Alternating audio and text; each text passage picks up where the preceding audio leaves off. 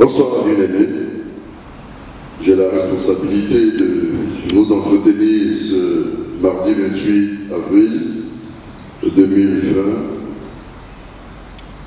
et je voudrais que nous puissions ensemble réfléchir sur un thème important qui est celui si nous devons être prêts pour aller au ciel, notre destination finale.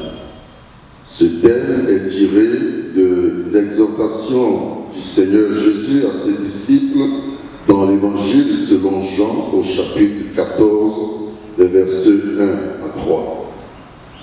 Avant d'aller plus loin, vous permettrez que nous puissions recommander ce moment au Seigneur afin que sa grâce nous assiste, que son esprit nous aide, nous ouvre l'intelligence et nous donne la capacité de saisir et d'examiner ce qui est bon. Notre Père et Dieu, nous te bénissons pour ta grâce et ta bonté, pour ta fidélité. Tu es pour nous un refuge et une haute retraite, un secours qui ne manque jamais dans la détresse. Et nous pouvons le dire tous les jours de notre vie, sachant que, comme ta parole le dit, l'ange de l'Éternel campe à nos côtés pour nous arracher de tout danger. Devant ces moments que la terre traverse, et singulièrement tes enfants, qui nous imposent un certain nombre de mesures spéciales, nous voulons te recommander ces instants d'écoute de ta parole. Que ton esprit inspire et que ton esprit aide tous ceux qui vont écouter à examiner, comme les chrétiens libérés, attentivement ce qui est dit, avec des passages à l'appui, et de retenir ce qui les édifie pour la gloire de ton nom, au nom de Jésus. Amen. Nous devons être prêts pour aller au ciel, notre destination finale. Voici donc ce que le Seigneur Jésus dit à ses disciples. Nous nous situons quelques heures, quelques instants avant qu'il entre dans sa passion. Que votre cœur ne se trouble point. Jean 14 à partir du verset 1. Croyez en Dieu et croyez en moi. Il y a plusieurs demeures dans la maison de mon Père. Si cela n'était pas, je vous l'aurais dit. Je vais vous préparer une place.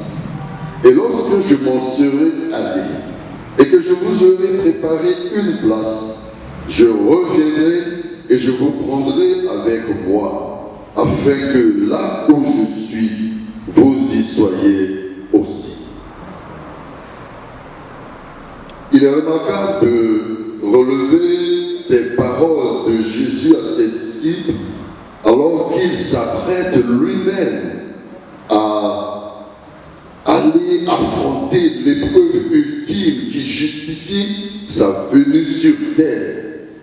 Plutôt que de se préoccuper de lui-même et de se préparer à cette ultime et terrible épreuve qui est celle de porter les péchés de toute l'humanité, de tous les hommes, depuis le premier homme jusqu'au dernier, Jésus, au contraire, se soucie de ses disciples et il les rassure que votre cœur ne se trouble point. Bien-aimés, le monde dans lequel nous sommes aujourd'hui, et tout le monde le sait, traverse des moments spéciaux, inédits et des moments de forte angoisse. Aucune nation n'est épargnée. Le Premier ministre anglais vient de sortir des soins intensifs. Des épouses de Premier ministre, que ce soit en Espagne ou au Canada, ont été atteints par cette pandémie. Les pauvres, les riches, les blancs, les noirs, peut-être un peu moins les noirs, mais chacun est exposé à cette maladie qui impose donc au monde d'enfermer plus de la moitié de la population terrestre, c'est-à-dire plus de 3,5 milliards de personnes. Au lundi 27 avril 2020, un peu moins de 3 millions de personnes ont été infectées du coronavirus et quelques 207 446 sont décédés, soit un taux de morbidité de 6,94%. Nous sommes confrontés à de nouvelles habitudes de vie. Plusieurs sont restés obligés d'arrêter leurs activités. En Côte d'Ivoire, des milliers de femmes qui vivent de métiers tels que les maquis, restaurants et la coiffure sont obligés d'arrêter, ce qui augmente la pauvreté et qui crée des tensions. Lorsqu'on est privé de ressources, comment on peut vivre? D'autres personnes ont vu leur société fermer.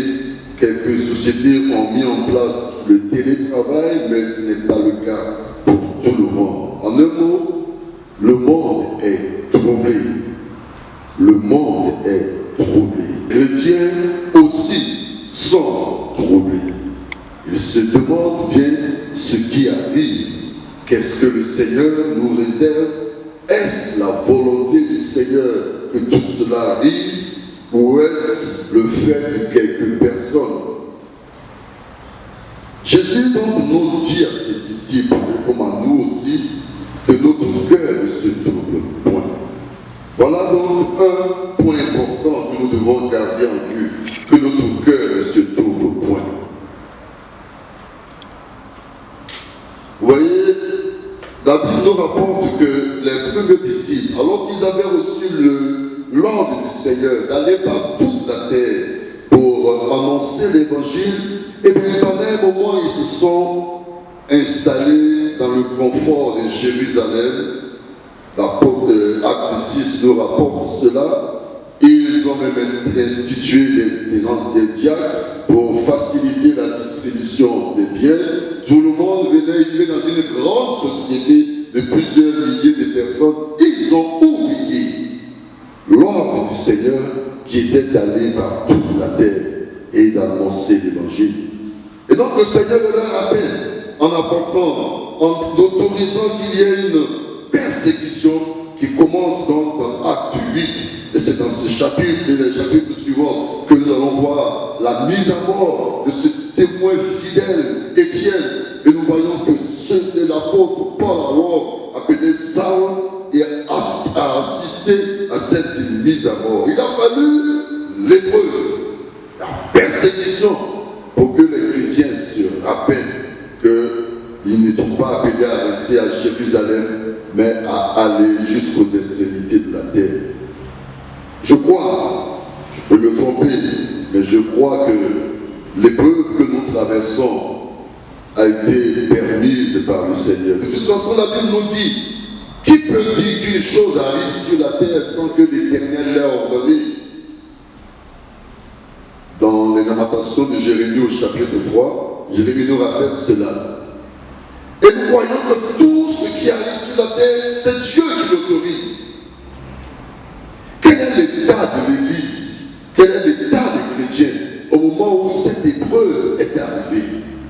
C'est là notre introspection. Nous devons entrer en nous-mêmes pour nous demander où est-ce que nous en étions chacun au moment où cette épreuve arrive, où dans plusieurs pays développés, les gens sont obligés, sont confinés, enfermés chez eux, ne pouvant sortir que sur autorisation express.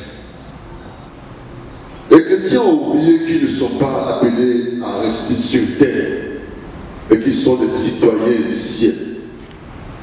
Et c'est ce que Jésus leur rappelle ici dans Jean 14. Je vais vous préparer une place.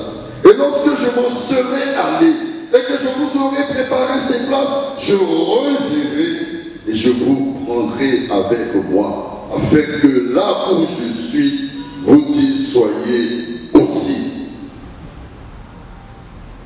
Jésus dans Matthieu 24 disait que ce qui arrivera dans les moments qui précéderont son avènement est semblable à ce qui s'est passé au temps de Noé. Matthieu 24 nous rappelle cela. Où les hommes mangeaient et buvaient, se mariaient et mariaient leurs général. Et le monde vit dans un semblant de prospérité où tout va bien. La société se développe. Toutes les choses sont faciles. Avant, pour envoyer de l'argent à quelqu'un au village, il fallait aller dans une gare pour mettre l'argent dans une enveloppe au transporteur. Aujourd'hui, avec les téléphones mobiles, on envoie l'argent. On peut faire des réunions en ligne. Vous pouvez être partout sur la terre et vous pouvez faire la même réunion. Le monde a évolué. Le niveau de vie des hommes s'est amélioré. Nous sommes devenus de plus en plus à l'aise. Nous habitons de grandes maisons pour certains. Et nous avons oublié que tout cela va passer et que nous sommes appelés à aller au ciel. Et donc il arrive un moment où Dieu permet l'épreuve pour que le chrétien se rappelle. Pour que le chrétien se remémore sa parole. Jésus a dit, je vais vous préparer une place. Et quand j'aurai fini, je reviendrai. Ces disciples ont demandé, mais comment sera cela? Quel sera le signe de ton avènement? Jésus a dit, ce n'est pas à vous de savoir. Et lui-même ne sait pas. C'est le Père seul qui sait. Mais regardez, examinez les choses qui se passent dans le monde afin de ne pas être surpris par son avènement. Aujourd'hui, dans nos églises, en particulier en Côte d'Ivoire, nous entendons beaucoup d'évangiles de prospérité, évangiles de bien-être, où les gens ont des options de voyage, des options de mariage, des options de succès, des options de promotion, toutes les options qu'il faut. Et nous oublions l'option suprême, qui est celle d'être sûr d'aller au ciel. Parce que si nous ne sommes pas au ciel, qu'est-ce qui sera resté de notre foi? C'est la question que l'apôtre Paul pose dans 1 Corinthiens au chapitre 15. Il dit, si c'est sur terre seulement que nous espérons, nous sommes les plus malheureux des hommes. Donc dans 1 Corinthiens chapitre 15, à partir du verset 33, vous savez que ce chapitre 15, là, l'apôtre Paul discute de la résurrection. En son temps, beaucoup de personnes avaient commencé à dire qu'il n'y a pas de résurrection. Il leur dit, verset 33. Si Christ ne résiste pas, il ne reste plus qu'à manger et à boire et attendre la mort qui serait la fin de toutes choses. Exactement, si c'est dans cette vie seulement que nous espérons en Christ, 1 Corinthiens 15, verset 9, nous sommes les plus malheureux des hommes. Donc s'il n'y a pas de résurrection, Dieu ne reste plus qu'à manger et puis à boire. Puis voilà, puis c'est tout. La vie se résumerait à ça. Mais ce n'est pas le cas pour nous chrétiens qui avons fait le choix de marcher avec Dieu. Nous savons que notre espérance est dans le retour du Seigneur pour être avec lui pour l'éternité. Et ce n'est pas sur terre seulement que nous espérons. Sur terre, nous nous privons de beaucoup de choses pour plaire au Seigneur. Et donc s'il n'y a pas de vie après, si la mort était la fin de tout, nous serons malheureux. Nous serons privés de beaucoup de choses. Et puis, une fois qu'on nous met deux mains sous terre, c'est fini. Bien-aimés, ce n'est pas le cas. En venant nous sauver, Jésus a pour mission de nous amener au ciel et nous présenter à son Père un royaume de sacrificateurs pour Dieu, son Père. Voilà l'objectif. Nous sommes sauvés, mais ce n'est pas pour rester sur terre. C'est pour être enlevé et être avec lui au ciel et demeurer en sa présence pour l'éternité. Cette épreuve, au moment où elle arrive, nous posons beaucoup de questions. Et pourquoi, Seigneur? Je pense que l'amour de Dieu pour nous est véritable. Parce que nous serons bien surpris. Et beaucoup sont surpris, puisque beaucoup de chrétiens meurent, beaucoup de personnes ayant fait le choix avec Dieu négligent leur vie jusqu'à ce jour où la mort les surprend. Tu peux rester sur ton lit, tu vas te réveiller le matin, tu peux faire un accident. Nous avons malheureusement déploré un jeune frère qui est décédé il y a quelque temps dans un accident. En fait, la mort peut nous surprendre à tout moment. Est-ce que nous sommes prêts? Est-ce que nous sommes prêts pour le ciel? Est-ce que nous sommes prêts à rejoindre notre vraie demeure? Lisons ce que Paul nous dit dans Colossiens chapitre 3, versets 1 à 7. Si donc vous êtes ressuscités avec Christ, cherchez les choses d'en haut, où Christ est assis à la droite de Dieu. Affectionnez-vous aux choses d'en haut et non à celles qui sont sur la terre, car vous êtes morts et votre vie est cachée avec Christ en Dieu. Quand Christ de votre vie paraîtra, alors vous paraîtrez aussi avec lui dans la gloire. Voilà donc ce que Paul nous invite à faire, bien-aimés. Je voudrais inviter chacun de nous à faire, tous les jours qui nous restent juste à vivre sur terre. Nous devons nous rappeler que nous sommes les citoyens du ciel et donc nous affectionner aux choses d'en haut. La Bible dit que l'amour du monde est inimitié, est contre Dieu. Donc nous ne devons pas aimer le monde ni les choses qui sont dans ce monde. Et l'apôtre Jean nous dit que si quelqu'un aime le monde, l'amour du Père n'est pas en lui. Or, l'amour du monde consiste à avoir toujours plus de biens, toujours plus de richesses, toujours plus de progrès. Nous voulons avoir et toujours avoir. Dans 1 Timothée au chapitre 6, apôtre Paul nous dit ceci. C'est en effet une grande source de gain que la piété avec le contentement. Car nous n'avons rien apporté dans le monde et il est évident que nous n'en pouvons rien emporter. Si donc nous avons la nourriture et le vêtement, cela nous suffira. Et ceux qui veulent s'enrichir tombent dans la tentation, dans le piège et dans beaucoup de désirs insensés et pernicieux qui plongent les hommes dans la ruine et la perdition. Car l'amour de l'argent est une racine de tous les maux. Et quelques-uns en étant possédés se sont égarés loin de la foi et se sont jetés eux-mêmes dans bien des tourments. Combien de chrétiens, après avoir été bénis, ont négligé, ne fréquentent plus les églises? Combien de chrétiens ont perdu leur zèle dans le flot de leur richesse? Combien de chrétiens n'ont plus le temps pour Dieu depuis qu'ils ont été bénis? Bien-aimés, ce n'est pas une chose mauvaise que d'être riche ou de posséder bien de ce monde, mais c'est une chose dangereuse que de voir les biens de ce monde nous posséder. Parce que quand ils nous possèdent, nous n'avons plus le temps pour Dieu. Affectionnons-nous aux choses d'en haut, c'est-à-dire entretenons notre communion avec Dieu et ne perdons pas de vue que nous sommes appelés à aller au ciel. Parce que si nous perdons cela de vue, ce serait grave. Nous risquons de manquer l'essentiel. Et la place qui nous est réservée au ciel risque d'être vide. Le Seigneur allait préparer une place à chacun. Oui, je sais que ces moments sont difficiles. Oui, je sais que beaucoup d'entre nous passent par des moments difficiles. Je l'ai dit au début. Des gens qui ne travaillent plus. Des gens qui sont soumis à la pression financière. Comment manger le lendemain? Que faire? Puis parlons des épreuves. Le Seigneur dit, priez pour ne pas que ça arrive en hiver. Et si ces jours étaient abrégés, peu ou beaucoup pourraient être perdus. Donc nous pouvons prier, bien-aimés. Cette épreuve que le monde vit, elle peut être arrêtée par la prière des chrétiens. Parce qu'Abraham a prié pour Lot. Et pendant que Lot était à Sodome, Dieu n'a pas détruit la ville.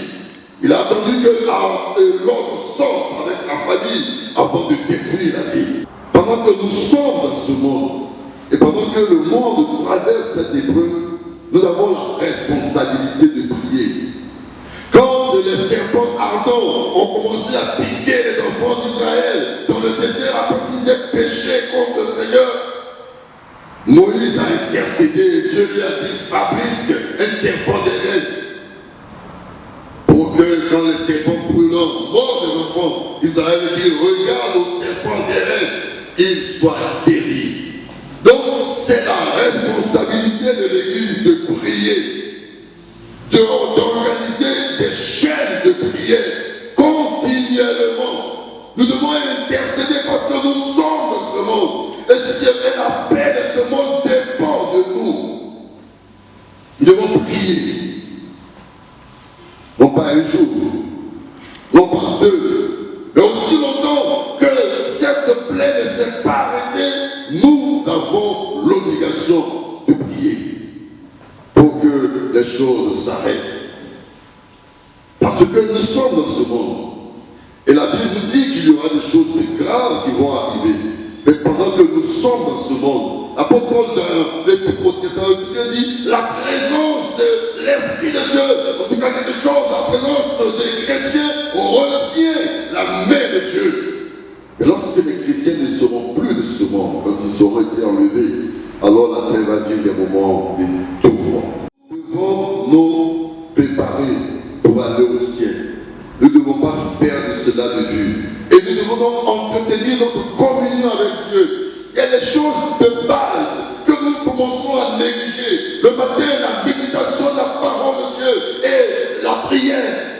Dans la journée, avoir du temps pour Dieu. Ces choses élémentaires que nous faisons au début de notre conversion, le flot de nos activités nous amène à les négliger. Or, Paul nous dit de nous affectionner aux choses en haut. Est-ce que tu as une communion permanente avec le Seigneur?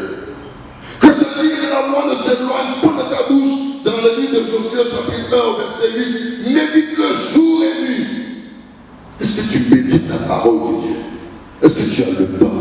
Peut-être même que tu ouvres au hasard, que tu lis un passage juste comme une sorte de cérémonial, et tu fermes, et tu t'en vas. As-tu le temps pour Dieu? Dieu permet cette épreuve pour que tu réfléchisses à ta communion avec lui et que tu te rentres en toi-même. Les clés de ce monde, tu peux ne pas les avoir, mais ne te prive pas de la présence de Dieu. Ne te prive pas de la communion avec Dieu. Car le Seigneur déclare dans 1 Corinthiens chapitre 10 qu'aucune épreuve qui nous survienne n'est inhumaine.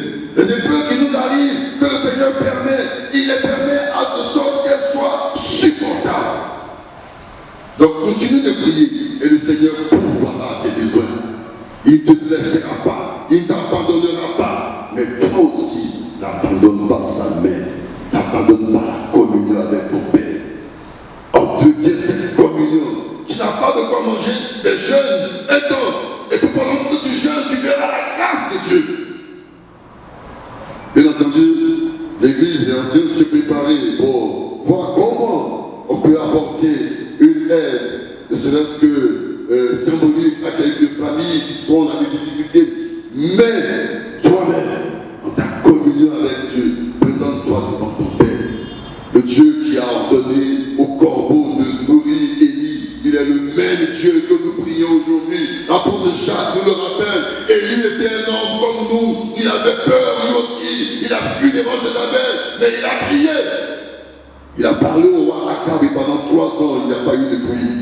Et il a prié ensuite, la pluie est revenue. Le Dieu que nous adorons, il n'a pas changé. Invoque-le, prie-le, mais avec foi. Avec foi. Comme le pasteur le rappelait ce dimanche. Avec foi. Parce que si tu ne pries pas avec foi, le Seigneur ne coupe pas ta prière. Le Seigneur ne prête pas attention. Ce qu'il attend, c'est que tu saches que lorsque tu lui demandes quelque chose avec foi, c'est la condition pour que Dieu t'exauce et il pourvoira à tes besoins. Et il ne te laissera donc pas dans ces moments de difficulté. À tous ceux qui ne connaissent pas particulièrement des difficultés, mais qui s'interrogent sur pourquoi toutes ces épreuves, je voudrais qu'ils examinent tout ce que nous venons de dire. Parce que le Seigneur ne permet pas les choses en vain. Si tout cela est arrivé, c'est afin que chacun de nous entre en lui-même. Le prophète Jérémie disait, pourquoi nous nous plaindrons de tout ce qui arrive, que chacun se plaigne de ses propres péchés. Entrons donc en nous-mêmes et examinons-nous pour savoir si nous marchons selon ce que Dieu nous demande. Si nous n'avons pas perdu de vue que notre destination, ce n'est pas d'avoir une villa à Beverly Hills, mais c'est d'être au ciel avec le Seigneur pour l'éternité. C'est cela que nous ne devons pas perdre de vue. Une parole que je voulais, à la faiblesse de la chair, partager avec vous. Nous sommes tous dans cette épreuve. Je voudrais, pour terminer, c'est vrai que conseil de l'Église a été informé de mon état de santé la semaine dernière et les prières sont montées au ciel. Un moment de jeûne a été organisé. Oui. Et le Seigneur m'a rassuré en me disant de continuer à lui faire confiance. Pour ne pas entrer dans les détails. C'est vrai que j'ai fait des examens médicaux la semaine dernière et ce que les médecins ont dit le mardi dernier m'a un peu ébranlé. Mais je me suis ressaisi et je me suis rappelé que durant plus de 30 ans, le Seigneur m'a regardé. Alors que chaque nuit je pouvais mourir, alors que chaque nuit pouvait être la dernière pour moi, à cause de l'apnée du sommeil, à cause de ces difficultés respiratoires qui entraînent une sorte de paralysie de tout le corps, pouvant entraîner la mort si la respiration ne reprend pas. Le Seigneur me dit, tu n'as pas besoin d'avoir d'appareil pour respirer la nuit, puisque je t'ai gardé pendant toutes ces années. Et donc j'ai fait le choix de lui faire confiance. Ce n'est pas que je n'ai pas les moyens d'acheter l'appareil, mais je peux faire vivre la foi, parce que le juste vivra par la foi. C'est ce que Habakkuk nous dit, et c'est ce que l'apôtre Paul rappelle. Nous, notre vie, elle est fondée sur la confiance en Dieu. Bien-aimé, au moment où tu traverses ces épreuves, n'oublie pas que le Seigneur est à tes côtés. Et donc, replie-toi en toi-même et invoque-le, parce qu'il est toujours fidèle. Et que sa grâce se repose sur toi, que sa grâce t'inonde, que son esprit te vivifie, te fortifie, et que le Seigneur accomplisse en ton endroit sa promesse en pourvoyant à tes besoins. Il t'a dit, ne t'inquiète pas de ce que tu auras à manger. Ce sont les païens qui se préoccupent de ça. Dieu sait que tu en as besoin. Fais seulement le Seigneur ta priorité. Et alors, il pourvoira tes besoins. Que sa bénédiction soit ton partage. Au nom de Jésus. Amen. Pour ta parole qui a été apportée dans la faiblesse de la chair, puisse-t-elle édifier, puisse-t-elle fortifier, puisse-t-elle relever, puisse-t-elle reprendre, Seigneur, oh Dieu, ceux qui l'ont écouté, et que chacun entrant en lui-même fasse ce qu'il doit faire pour se mettre en paix avec toi, en règle avec toi, en conformité avec ta volonté, et se laisse conduire par ton esprit que tu nous as donné. Toi qui règnes au siècle des siècles, bénis chacun